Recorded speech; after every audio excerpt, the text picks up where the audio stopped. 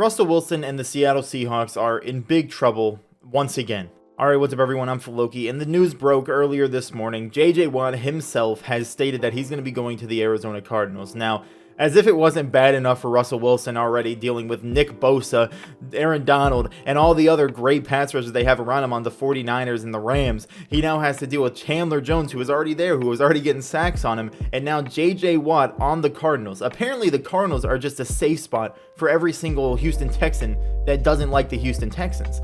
It's pretty wild how both DeAndre Hopkins and JJ Watt are going to be going there within a year. It's pretty insane, but this is just really bad for Russell Wilson. Even if JJ Watt is getting a bit old, he's going to be turning 32 later this month. He's still got some stuff left in the tank. He still has shown that he's a very good pass rusher. He's a very good player. He's been playing through injuries for the past few years, and he's still doing pretty well.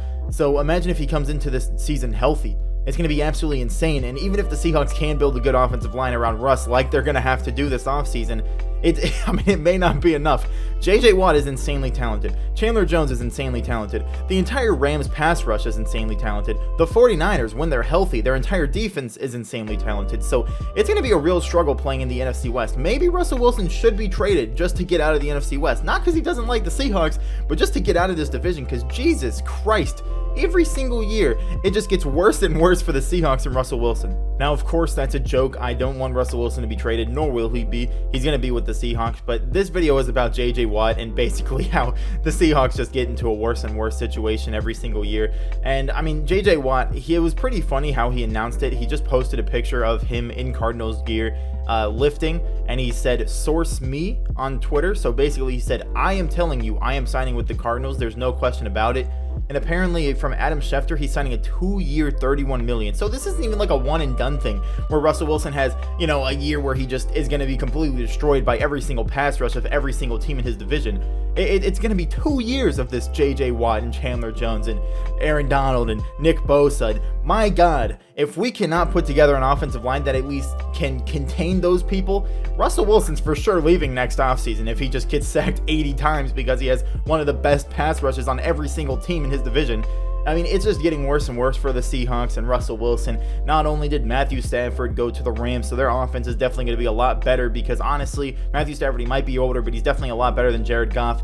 JJ Watt has now come to the Cardinals. Now, it does kind of hurt their cap situation. 2 years, $31 million is definitely a lot of money, and it might be hard for them to kind of bring in some other assets because he's going to be taking so much money, but they really didn't need that much. They're a really talented team, and if they just bring in JJ Watt with the team they had last year, they'll probably still be a really good team competing to win the NFC West.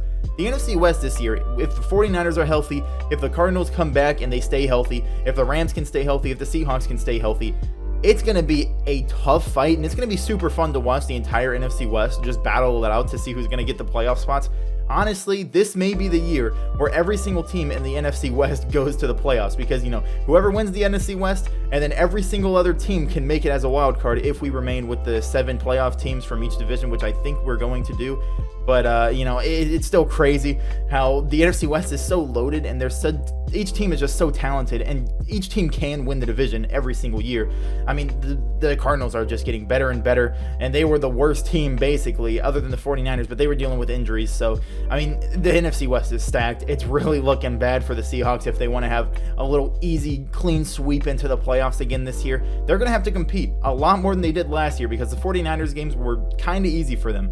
And the Cardinals games, they were pretty tough, but they at least took one. And the Rams games, they were tough, but they at least took one. So, I mean, this year, the Cardinals team with a better pass rush is going to be really hard for Russell Wilson and the Seahawks to get around unless they build an offensive line. So, with this news here of JJ Watt signing to the Cardinals, this is basically reinforcement to the already 16 different things of reinforcement of why the Seahawks should build an offensive line around Russell Wilson. We'll see if it happens, but my God, the NFC West just gets harder and harder for the Seahawks every single day, every single year.